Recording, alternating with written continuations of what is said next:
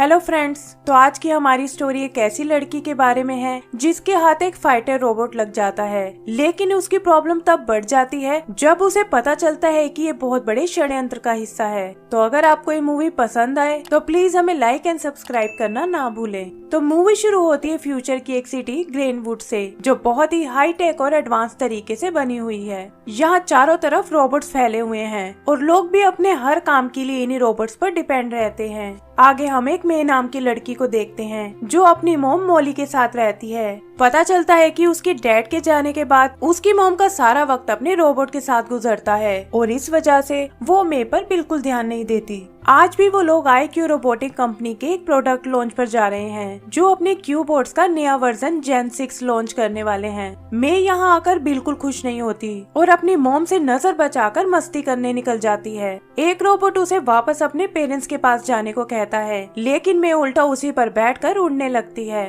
Robot उसका wait नहीं झेल पाता और जल्दी ही क्रैश होकर उसे नीचे ले आता है। वहाँ कुछ सिक्योरिटी बोट्स मे को पकड़ने आते हैं और उनसे बचकर भागते वो एक सीक्रेट लैब में पहुँच जाती है। यहाँ हम एक साइंटिस्ट डॉक्टर राइस और उसके रोबोट को किसी प्रोजेक्ट 77 पर काम करते हुए देखते हैं और पता चलता है कि ये सब वो छुप कर रहा है। उसके जाते ही मे बाहर आती है और देखती है कि प्रोजेक्ट 77 असल में क्यूबोर्ड से भी बड़ा एक रोबोट है। वो जैसे ही उसे छूती है वहाँ मशीन चालू हो जाती हैं और देखते ही देखते वो रोबोट एक्टिवेट हो जाता है। वो मे को हेलो बोलता है और उसके पीछे आने लगता है। मे उसे ऐसा करने से मना करती है और कहती है कि वो उसकी दोस्त नहीं है जो उसे अपने साथ ले जाए। तभी वो सिक्योरिटी रोबोट वहाँ आकर मे को अपने साथ ले जाता है और 77 देखता है कि उसका बैग यहीं रह गया है। आगे हम IQ रोबोटिक के CEO जस्टिन को देखते हैं जो अपना नया रोबोट जेन 6 लॉन्च करता है और कहता है कि इसके बाद किसी को भी और नए रोबोट्स की जरूरत नहीं पड़ेगी। वो वहाँ आए सभी लोगों को फ्री में जेन 6 का मॉडल गिफ्ट करता है और कहता है कि आज से उनकी लाइफ बदलने वाली है। फिर वो अपने रोबोट बॉडीगार्ड एरिस के साथ डॉक्टर राइस से मिलने जाता है, जिसे लगता है कि उन्हें अभी जेन 6 पर कुछ और टेस्ट करके देखने चाहिए। लेकिन जस्टिन कहता है कि उसके प्रोडक्ट्स दुनिया को बदलने के लिए तैयार हैं। आगे राइस का रोबोट उसे बताता है कि 77 लैब तोड़कर बाहर निकल गया है और ये सुनकर राइस परेशान हो जाता है क्योंकि वो ये एक्सपेरिमेंट जस्टिन से छुप कर रहा था। इधर 77 मे का बैग लौटाने बिल्डिंग से बाहर जाता है जहाँ एक सिक्योरिटी गार्ड उसे रोकने की कोशिश करता है। 77 उस पर अपना वेपन यूज करता है और मे की गाड़ी के पीछे सिटी की ओर जाने लगता है। वहाँ उसे रोकने कुछ और रोबोट्स आते हैं, लेकिन वो उसके वेपन्स का सामना नहीं कर पाते।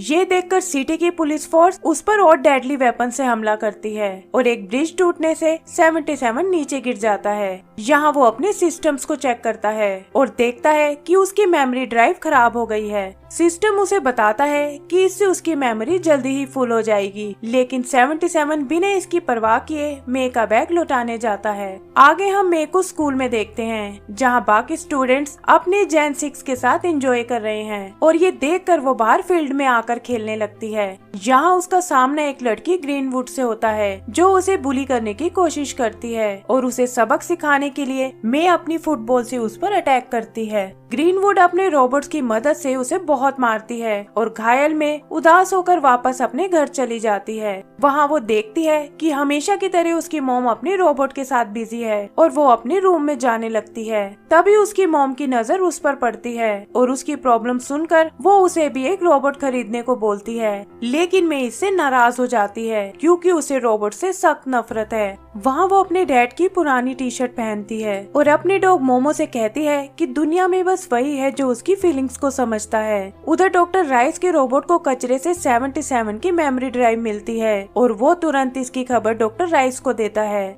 आगे हम 77 को देखते हैं जो मे को ढूंढता हुआ उसके घर आ पहुंचा है और वहाँ उसका सामना मोमो से होता है। मोमो गुस्से में उस पर हमला करता है और आवाज सुनकर मे भी बाहर आ जाती है। 77 उसे उसका बैग लौटाता है और उसे वहीं खड़ा देखकर मे उसे वापस जाने को कहती है और बताती है कि उसे कोई भी रोबोट पसंद नहीं है। तभी उसकी मॉम एक रोबोटिक ब्रश को उसके दांत साफ करने के लिए भेजती है और मे को उससे लड़ते देख 77 उसे डिस्ट्रॉय कर देता है। मे को उसके हथियार देखकर बहुत हैरानी होती है और कुछ सोचकर वो उसे अपने शेड में छुपा लेती है। फिर वो उसे रेस्ट करने को कहती है और बताती है कि कल का दिन बहुत अच्छा होने वाला है। 77 का सिस्टम एक बार फिर उसे मेमोरी फुल होने की वार्निंग देता है और वो अपनी कुछ अनवांटेड मेमोरीज को डिलीट कर देता है। उधर जस्टिन को राइस के सीक्रेट प्रोजेक्ट के बारे में पता चल जाता है, लेकिन वो इस पर बिल्कुल नाराज नहीं होता और उसे अपना सारा ध्यान जेन 6 में लगाने को कहता है। यहाँ वो उसे दिखाता है कि कैसे उसके सभी जेन 6 रोबोट्स में बॉम्ब लगे हुए हैं जिन्हें एरिस कंट्रोल करता है और कहता है कि वो जल्दी से इन्हें दुनिया के हर घर में पहुँचाना चाहता है। आगे हम मे को देखते हैं जो 77 के साथ ग्रीनवुड और उसके दोस्तों से बदला लेने जाती है।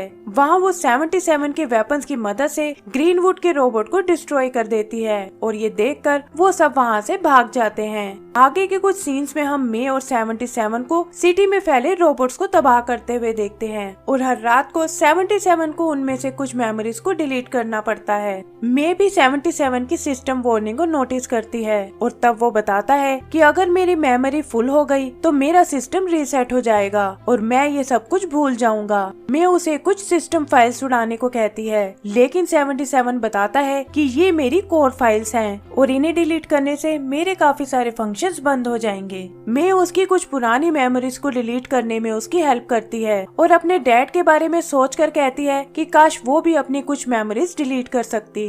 इधर एक टॉक शो का होस्ट जस्टिन से उस रोबोट के बारे में पूछता है जो पूरे शहर में तबाही मचा रहा है, लेकिन जस्टिन ये बोलकर बच निकलता है कि इस रोबोट का उसकी कंपनी से कोई लेना देना नहीं है। गुस्से में वो राइस को बांध देता है और अपने एक रोबोट से डराकर उसे 77 को ढूंढने को कहता है। राइस बाकी रोबोट्स के कैमरास की मदद से उसे लोकेट करने लगता है और मे को देखकर समझ जाता है कि अगर इस लड़की का पता चल जाए तो 77 तक भी पहुंच सकते हैं। उधर में एक बार फिर 77 के साथ मिलकर ग्रीनवुड और उसके गैंग पर हमला करती है और 77 के ना चाहते हुए भी उसे अपने वेपन्स यूज करने को कहती है। फिर वो उसे ग्रीनवुड को ब्लास्ट करने को कहती है, लेकिन 77 उसकी बात मानने से मना कर देता है और मे गुस्से में नाराज होकर वहाँ से चली जाती है। उस रात शेड में अपनी मेमोरीज डिलीट करने की बजाय 77 अपने वेपन सिस्टम उड़ा देता है ताकि मे उनका गलत यूज ना कर पाए। वो मे को भी ये बताने जाता है, लेकिन देखता है कि वो अपने रूम में नहीं है। उसके पैरों के निशान फॉलो करते हुए वो उसके पीछे जाता है और देखता है कि वो एक जगह मोमो के साथ बैठी हुई है। वो उसे अपना बनाया एक प्रोजेक्टर दिखाता है जिसमें मे और उसकी फैमिली की कुछ पुरानी पिक्चर्स हैं। वो उसे यकीन दिलाता है कि वो कभी उसे छोड़कर नहीं जाएगा और उन दोनों में एक बार फिर से दोस्ती हो जाती है। घर आकर मे देखती है कि डॉक्टर राइस वहाँ बैठा हुआ है और उसकी मॉम उसे 77 को बुलाने के लिए कहती है। डॉक्टर राइस 77 को चेक करता है और कहता है कि इस नई ड्राइव से वो इसे फॉर्मेट कर सकता है। मे उसे ऐसा करने से मना करती है, लेकिन उसकी मॉम बताती है कि ये डॉक्टर राइस का क्यूबोट है और वो जैसे चाहे इसे यूज कर सकते हैं। तब राइस उन्हें बताता है कि ये कोई आम क्यूबोट नहीं बल्कि एक स्पेशल रोबोट है जिसे उसने एक खास मकसद के लिए बनाया है। वो कहता है कि जल्दी ही कुछ बुरा होने वाला है और 77 ही इस तबाही से उन्हें बचा सकता है। तभी जस्टिन भी एरिस के साथ वहाँ आ जाता है और राइस को कहता है कि उसे ये सीक्रेट रोबोट नहीं बनाना चाहिए था। राइस उसे याद दिलाता है कि कैसे वो दोनों मिलकर दुनिया की भलाई करना चाहते थे, लेकिन एरिस के आने के बाद से जस्टिन बदल गया है। ये सुनकर जस्टिन कहता है कि दुनिया की भलाई के लिए इंसानों को मारना जरूरी है क्योंकि वही इसकी खराब हालत के लिए जिम्मेदार है। तभी एरिस उन पर हमला करने आगे बढ़ता है, लेकिन 77 मे और उसकी मॉम को बचाकर बाहर ले आता है। एरिस और उसके बीच में लड़ाई शुरू हो जाती है और मैं देखती है कि 77 अपने वेपन का यूज नहीं कर रहा है। वो जस्टिन पर हमला करती है जो अजीब ढंग से एरिस को कंट्रोल कर रहा है और तभी जस्टिन जागकर उसे पकड़ लेता है। 77 मे को बचाकर पीछे की ओर आता है जहाँ वो एक बड़े से प्लेन को आते हुए देखते हैं। मे उसे अपनी मॉम की याद दिलाती है, लेकिन इससे पहले कि वो उसे बचा पाए जस्टिन उसे पकड़कर अपने साथ ले जाता है। एरिस एक बार फिर उन पर हमला करता है, लेकिन 77 मे और मोमो को लेकर एक गटर के रास्ते बच निकलता है। वहाँ वो मे को बताता है कि मैंने तुम्हारी मेमोरी सेव करने के लिए अपने वेपन सिस्टम को डिलीट कर दिया था और इसीलिए मैं तुम्हारी मॉम को नहीं बचा सका। मे को ये सुनकर बहुत गुस्सा आता है और वो उसे एक बेकार रोबोट कहकर वहाँ से चली जाती है। फिर वो अकेले ही अपनी मॉम को बचाने जस्टिन की कंपनी में जाती है, लेकिन उसका रोबोट उसे पकड़ लेता है। तभी 77 वहाँ आकर उसे बचा लेता है और बताता है कि अपने वेपन्स को वापस लाने के लिए मुझे खुद को रीसेट करना होगा, जिससे मैं तुम्हें भूल जाऊंगा। मे को भी अपनी गलती का एहसास हो जाता है और वो दोनों एक बार फिर साथ हो जाते हैं। आगे उनका सामना डॉक्टर राइस से होता है, जो उन्हें एरिस से सावधान रहने को कहता है। ऐसा लगता है जैसे वो उन्हें कुछ बताना चाहता है, लेकिन तभी जस्टिन वहाँ आकर राइस को मार डालता है। 77 उसे रोकने की कोशिश करता है, लेकिन वो दोनों खिड़की तोड़कर नीचे गिर जाते हैं। एरिस मे की तरफ बढ़ता है और वो डॉक्टर राइस के रोबोट के सहारे उड़ते हुए वहाँ से बच निकलती है। एरिस भी नीचे स्टेडियम में आता है और वहाँ उसकी और 77 के बीच एक बार फिर लड़ाई छिड़ जाती है। यहीं एक कैमरा से मे को पता चलता है कि उसकी मोम कंट्रोल रूम में बंद है और वो मोमो के साथ उसे बचाने निकल जाती है। जस्टिन भी उसे देख लेता है और उसके पीछे कंट्रोल रूम तक जाता है। वहाँ वो उन्हें अपना प्लान बताता है कि कैसे वो जैन 6 में लगाए हुए बॉम्ब से इंसानों को खत्म कर देगा। और तभी वो देखता है कि मे कैमरा से ये सब लाइव टेलीकास्ट कर रही है। लोग भी उसकी असलियत जानकर बहुत हैरान होते हैं और गुस्से में वो मे को पकड़ लेता है। मे उससे बचने के लिए उस पर हमला करती है और उसकी चोट से जस्टिन की एक आंख बाहर निकल आती है। यहाँ पता चलता है कि जस्टिन असल में एक रोबोट है जिसे एरिस कंट्रोल कर रहा है। वो सबको बताता है कि उसने बहुत पहले ही जस्टिन को मार डाला था और दुनिया को बेहतर बनाने के लिए अब वो बाकी इंसानों को भी मार डालेगा। फिर एरिस अपने क्यू बोर्ड्स को ब्लास्ट के लिए एक्टिवेट करता है